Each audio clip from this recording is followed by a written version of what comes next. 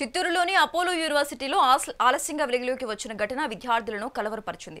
యూనివర్సిటీలోని girls బాత్రూంలో విద్యార్థులు hidden కెమెరాను గుర్తించారు. ఈ నెల 1వ తేదీన శబ్దం వస్తుందని గమనించిన విద్యార్థి దీని గురించి రిజిస్ట్రేషన్ పోతురాజుకు సమాచారం అందించారు.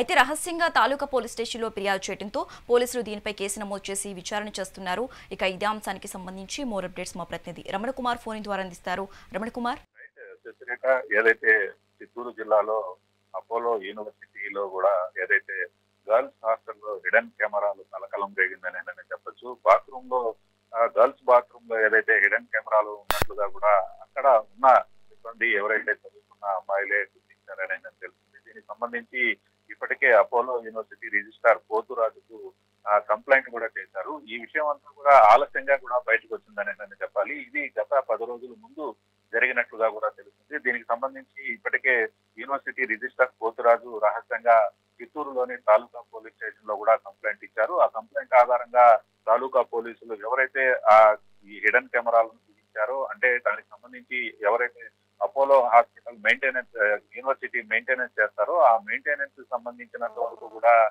ఆ వ్యక్తి ఎవరైతే ఉంటారో అతన్ని గుర్తించినట్లుగా కూడా తెలుస్తుంది. అతను చెన్నైకి చెందిన అతనుగా గుర్తించారు. అతని వద్ద నుంచి ఇప్పటికే అతని సెల్ ఫోను అలాగే ఆ ల్యాప్టాప్ ను కూడా ఇప్పటికే పోలీసులు స్వాధీనం చేసుకుని విచారిస్తున్నారని కూడా తెలుస్తుంది. ఇదంతా కూడా చెన్నైకి చెందిన ఓ ప్రైవేటు ఇంజనీర్లుగా కూడా గుర్తించిన పరిస్థితి అయితే ఉంది.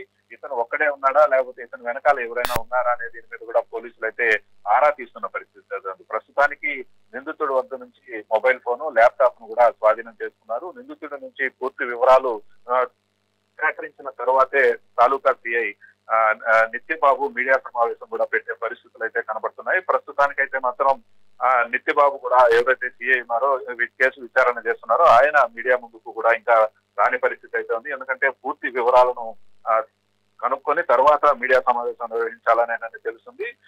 మనం ఏదైతే మెగా9 టీవీ ఇప్పటికే అపోలో యూనివర్సిటీకి సంబంధించిన అక్కడ సిబ్బందితో మాట్లాడడం జరిగింది. ఏదైతే అక్కడ జరిగిందో అది ఏదైతే కొత్తగా నిర్మిస్తున్న భవనంలో ఈ విధంగా హిడెన్ కెమెరాలు ఉన్నట్లుగా కూడా గుర్తించారు.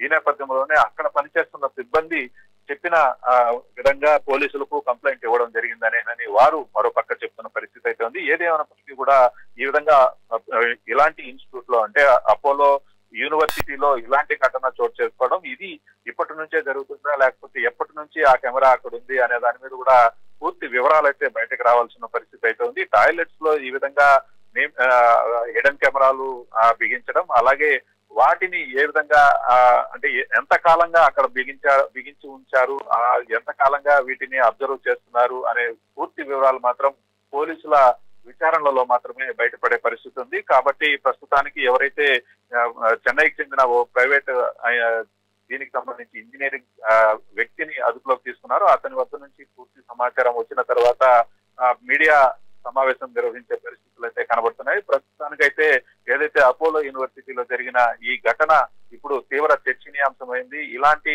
ఘటనకు పాల్పడిన వారిని ఖచ్చితంగా శిక్షించాలి అంటూ కూడా ఇప్పటికే మహిళా సంఘాలు కూడా డిమాండ్ చేస్తున్న పరిస్థితి అయితే ఉంది. ఇది ఎంత కాలంగా జరుగుతుంది, దీనికి సంబంధించి అంత పెద్ద ఇన్స్టిట్యూట్ లో ఇలాంటి ఘటనలు జరగడం చాలా దురదృష్టకరం.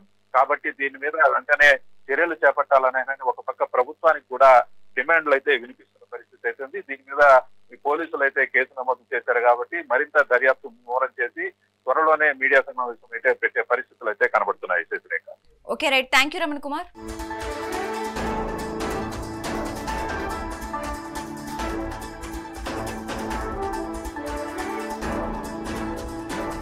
ఈ నెల 1వ తేదీన శబ్దం వస్తుందని గమనించిన విద్యార్థి దీని గురించి రిజిస్ట్రార్ పోతురాజుకు సమాచారం అందించారు. రిజిస్ట్రార్ రహస్యంగా తాలూకా పోలీస్ స్టేషన్లో ఫిర్యాదు చేయడంతో పోలీసులు కేసు నమోదు చేసి విచారణ చేపట్టారు. నిందితుడిని చెన్నైకి చెందిన ప్రైవేట్ సైట్ ఇంజనీరింగ్ గా గుర్తించారు. నిందితుడి వద్ద నుంచి ఇప్పటికే మొబైల్ ఫోన్ను అలాగే ల్యాప్టాప్ను స్వాధీనం చేసుకున్నారు పోలీసులు.